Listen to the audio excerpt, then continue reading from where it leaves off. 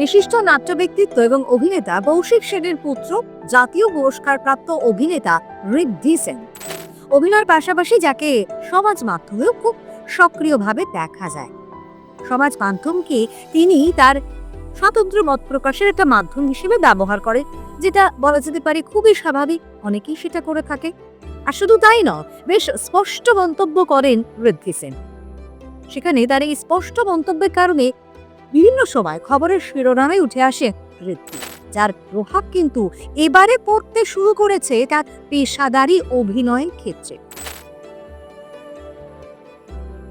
অনেকেই সমাজ মাধ্যমে তিনি যে মন্তব্যগুলি করেন সেগুলোকে সমর্থন করেন, আবার অনেকেই কিন্তু তার এই যে সাহসিকতা এবং এই যে মন্তব্য, তার পরিপ্রেক্ষিতে তাকে বড্ড পাকা বলেও মন্তব্য করেন। তবে বর্তমান রাজনৈতিক দলের প্রতি তিনি যে একেবারেই সহমত নন, সেটা কিন্তু তার নানান মন্তব্যে বারে বারে প্রকাশ পেয়েছে, আর যার কারণে সমালোচিত হন ঋদ্ধি বারে বারে। শিল্পীদের স্বাধীনতার পক্ষে কথা বলেন ঋদ্ধি। বাংলায় চলচ্চিত্র নির্মাতাদের ওপর প্রায়শই অনেক রকমের বিধিনিষেধ আরোপ করা হয়, যার বিরুদ্ধেও মত প্রকাশ করেন তিনি। ঋদ্ধি প্রায়শই এমন পরিচালকদের প্রশংসা করেন যারা একটা মুক্ত কাজের একটা পরিবেশ গড়ে তোলেন বা মুক্তভাবে তারা কাজ করার সুযোগ পান, সুযোগ দেন সকলকে। যেমন অনুরাগ কাশ্যপ, এক বড্ড পছন্দের পরিচালক, যাকে তিনি সময়ের জাদুকর হিসেবে বর্ণনা করেন।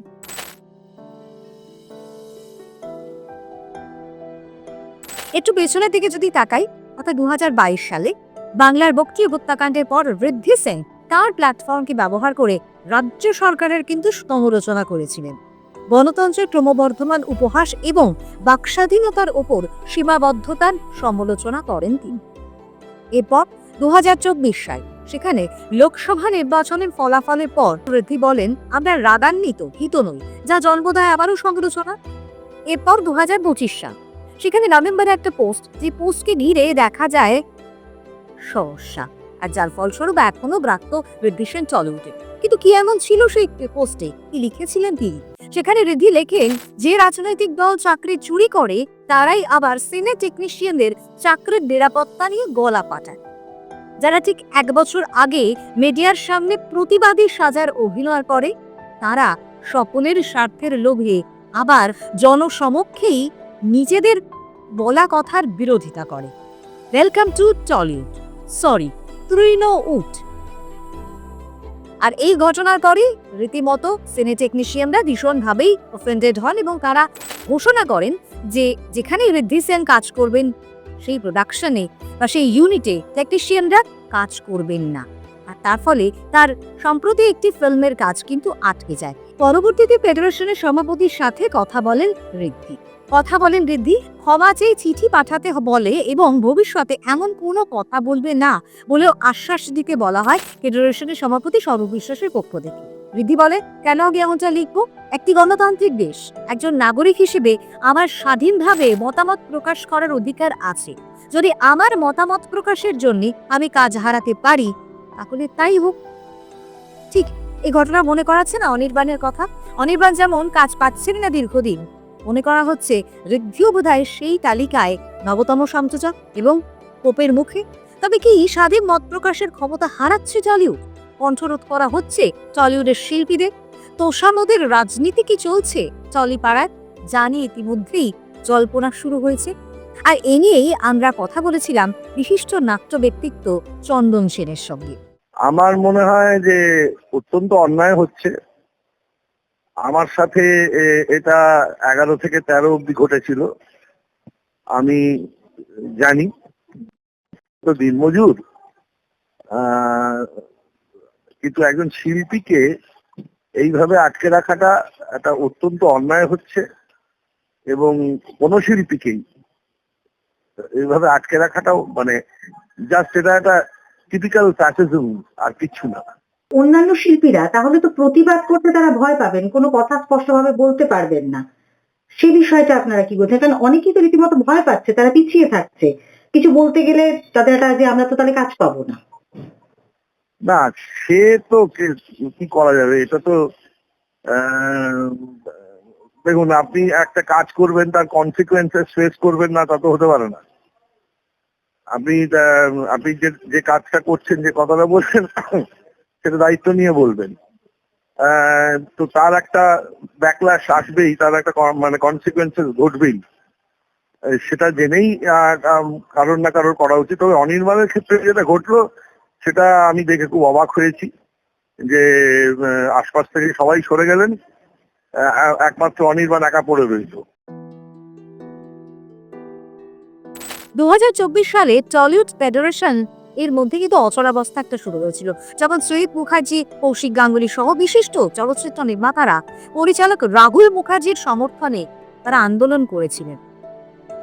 রাহুল মুখার্জিকে প্রায় 3 মাসের জন্য শুটিং থেকে নিষিদ্ধ করা হয়েছিল। অভিযোগ করা হয়েছিল যে তিনি বিদেশি শুটিং এর নিয়ম লঙ্ঘন করেছেন, আর সে কারণেই সমস্ত পরিচালকরা কিন্তু তার পাশে দাঁড়িয়েছিলেন। 2025 সালের গোড়ার দিকে এই যে অচলাবস্থা চলছিল, সেটা কিন্তু একটা চরম পর্যায়ে পৌঁছয় যখন অনির্বাণ, পরমব্রত চ্যাটার্জি, সুব্রত সেন সহ বেশ কয়েকজন বিশিষ্ট চলচ্চিত্র নির্মাতারা ফেডারেশনের বিরুদ্ধে কলকাতা হাইকোর্টে আবেদন করেছিলেন, মামলা করেছিলেন। তাদের কাজে হস্তক্ষেপ করা হচ্ছে, সেই হস্তক্ষেপের অভিযোগে তারা কিন্তু আবেদন জানিয়েছিলেন।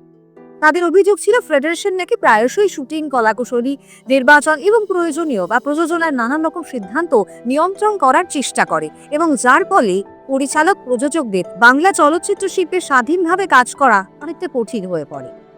2025 সালের সেপ্টেম্বরে এই মামলার রায়ে হাইকোর্ট জোর দিয়ে বলেছিল যে শিল্পীকে কাজ করা থেকে বিরত রাখার অধিকার কারো নেই এবং কারো জীবিকা নির্বাহে হস্তক্ষেপ করা বেআইনি। আদালত ক্ষতিগ্রস্ত চলচ্চিত্র নির্মাতাদেরও পরামর্শ দিয়েছিলেন যে যদি এই ধরনের কর্মকাণ্ড অব্যাহত থাকে বা কন্টিনিউয়াস চলতে থাকে, তাহলে তারা যেন পুলিশের কাছে যান। কিন্তু তেমন কিছুই বদলায়নি।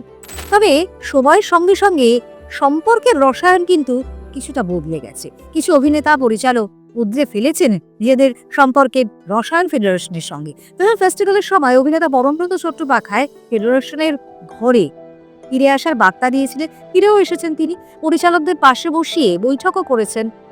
ফেডারেশনের সভাপতি স্বরূপ বিশ্বাস তিনি কিন্তু বলেছেন, পরিষ্কার করেছেন তার বক্তব্য, যে ফেডারেশন কারো শত্রু নয়, সকলের ভালোর জন্যই কাজ করে, সকলে মিলেমিশে কাজের বার্তা দেন স্বরূপ বিশ্বাস। কিন্তু তারপরও কাজে দেখা যায়নি অনির্বাণকে, অনির্বাণ ফিরে যেতে পারেননি কাজে। আর এবারে তার সর্বশেষ শিকার অভিনেতা ঋদ্ধি সেন, যার পরিচালক সুমন ঘোষের শ্রীরামপুর ডায়ারিজ ছবিতে কাজ করার কথা ছিল, তবে টেকনিশিয়ানরা তার সাথে কাজ করতে অনিচ্ছুক, এমনটাই কিন্তু জানা গেছে, এবং সে কারণেই ছবির শুটিং আপাতত স্থগিত রাখা হয়েছে। তবে ফেডারেশন এই বিষয়ে এই মুহূর্তে কিন্তু আনুষ্ঠানিকভাবে কোনো রকম কোনো বিবৃতি দেয়নি। তবে প্রশ্ন তো উঠতে শুরু করেছে, কেন অভিনেতারা বারে বারে এরকম ব্রাত্য হওয়ার মতো ঘটনা ঘটছে, আর তাতে কি আখেরে লাভ হচ্ছে ইন্ডাস্ট্রি? তার উত্তরের সন্ধান করা হচ্ছে।